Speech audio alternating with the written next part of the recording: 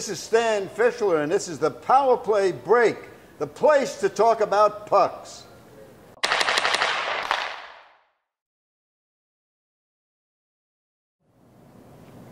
Back here at the Blarney Rock on the Power Play Break with Stan Fischler. Stan, talk about now your time. Now you're working for a newspaper. It's what you've wanted to do. You're at the New York Journal American. Talk about the characters, the guys, like the Jimmy Breslins, all those guys at that time. I mean, back then, you didn't have the internet, you didn't have a lot of TV, so mostly people got their news from radio and the newspaper. You had 3 dailies in the city. Breslin was a character you couldn't invent. He was, first of all, was a big, husky guy, and he was full of ideas, and he was basically in the sports department.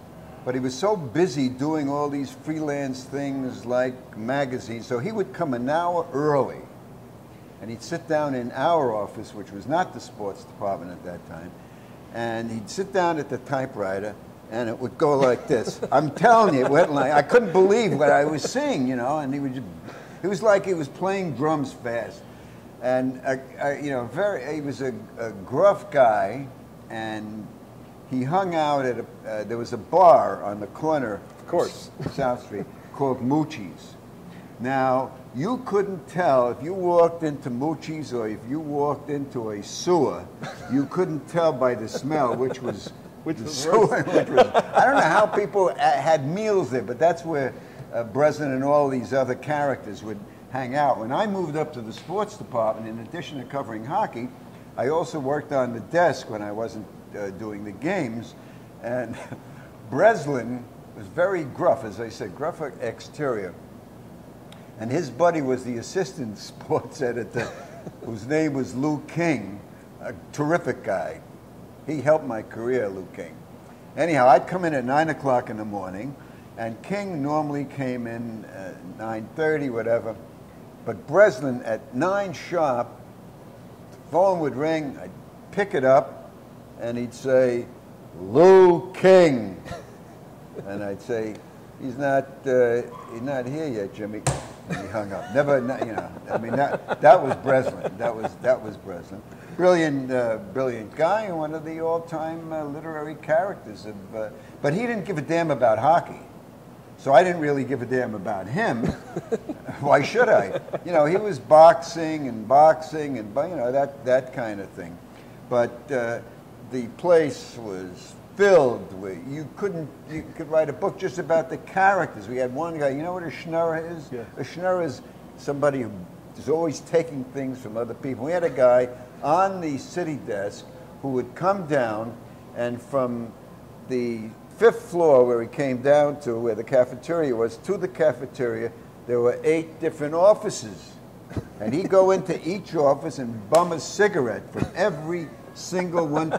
By the time he got to the cafeteria for lunch, he had about 8 cigarettes, and by the time he got back up to the desk, he had a pack. I mean, the guy was, and of course we all thought this was perfectly normal. You were supposed to give him a cigarette, and that's it. That's the way it went. We had another guy who ran the freight elevator, and he lived in the Journal. He actually lived. What happened was there were card games after we put the last edition went to bed at 5 in the afternoon. Back then you had morning edition, afternoon edition. Well, actually we were an evening paper, but the first edition came out at 10 in the morning, and then we had 5 editions altogether. The last one came out at 5. Everything's done. The paper is wrapped up. Blah blah blah. So there'll be a card game in the sport. It'll always be a card game. And sports desk was like 5 desks all put together, so there's a lot of room. Big card game. And this guy was running the freight elevator. He was Jewish, but he got the name Marco for some reason. And he lived out in East New York. But Marco was in the card game, right? With Jerry Levine and blah, blah, blah, all these guys, all these characters. And now the card game is over. And Marco, instead of going home, he got a bunch of extra papers and he spread them all over the table, and he went to sleep. And he got up the next morning, and we got a men's room, you got breakfast and all thing. And that night, the next night, another card game. And this went for 2 weeks. He never went home. And finally, his wife didn't know where the hell he was, so she decided to come to the Journal. Now, where is her husband? His name was Cy Katz. So she walks into the 220 South Street. In the lobby, there's a cigar stand, and she says, "I'm looking for Cy Katz." Nobody knew who, because we all knew him as Marco. Nobody knows what the hell is Cy Katz. Marco, eventually, she finds him, and they make a deal. He's going to send her every week his check, and he's going to sleep at the Journal, and he stayed at the Journal until the merger took place.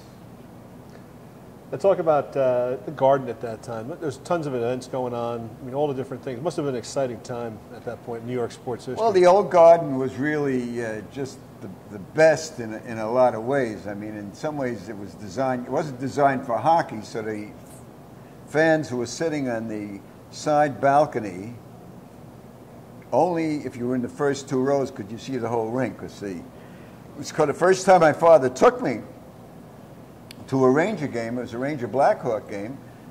We got there maybe 10 minutes before the opening face-off. Tickets were only $50. And we got there late, so we were up like 5 rows up. We couldn't see. You couldn't see the near boards because of that. So it was like listening to the radio, but the fans reacting.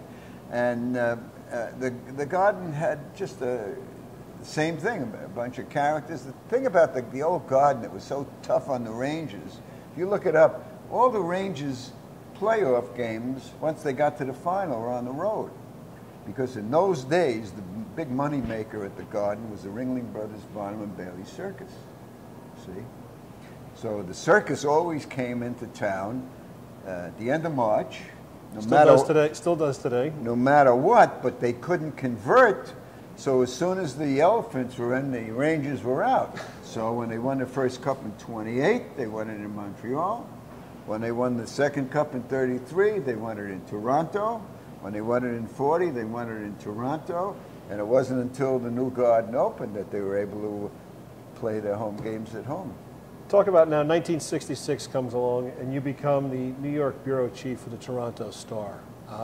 Was that an exciting moment for you? Now I'm going to be working for a paper that probably hockey-centric, or? Yes, it was.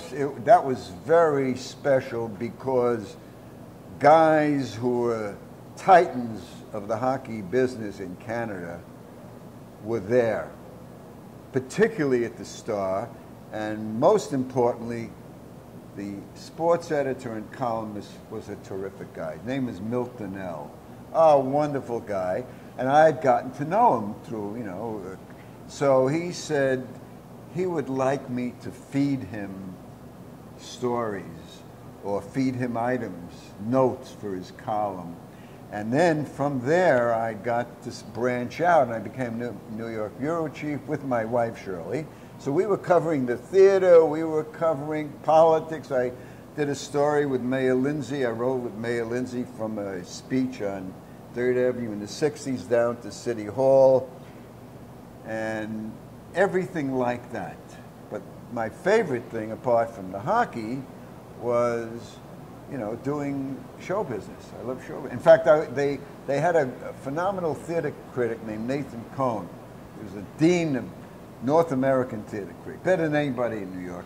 And when Nathan got sick, they actually made me the theater critic for a couple of shows. That wasn't what I liked to do, but in fact, I really one show that I reviewed, I wanted to say the referee stunk, but I couldn't do that. But I wanted to. You get the point, right? Talk about at that point too. The game, 1967, they're going to expand the game. I mean, was that a big thing, you think, for yourself? I tell you, the expansion was traumatic. Just traumatic. Here I am from 1939 to 1967. First it was a 7-team league. It was actually an 8-team league because you had Montreal Maroons and you had the New York Americans. Well, the Maroons folded around 39 and then the Americans folded in 42. So from 42 on, 42, 52, 60, practically my whole life was a 6-team league. We didn't need names or anything. Nobody wore helmets. We knew everybody by watching him. It was just, it was so homey.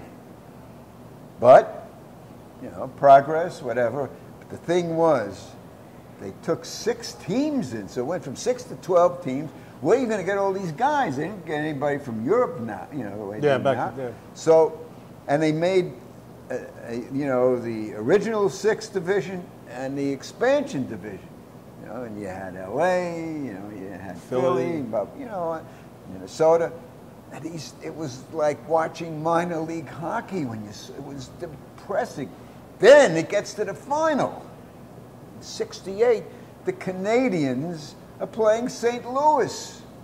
It was so awful to me. The purist. Well, I mean, there's no competition there. Yeah. If it wasn't for Glenn Hall in goal, you know, I mean, it would have been over in a half a game. It was just ridiculous. But what was sad, I said, what the hell is this? And it took a while, you know, Well, actually, it took until Philly won the Cup in '73, '74 when they, you know, when they beat the Bruins. That's when the expansion teams got respect. When we get back here in the Power Play break from the Blarney, we're going to talk about Stan's transition into broadcasting.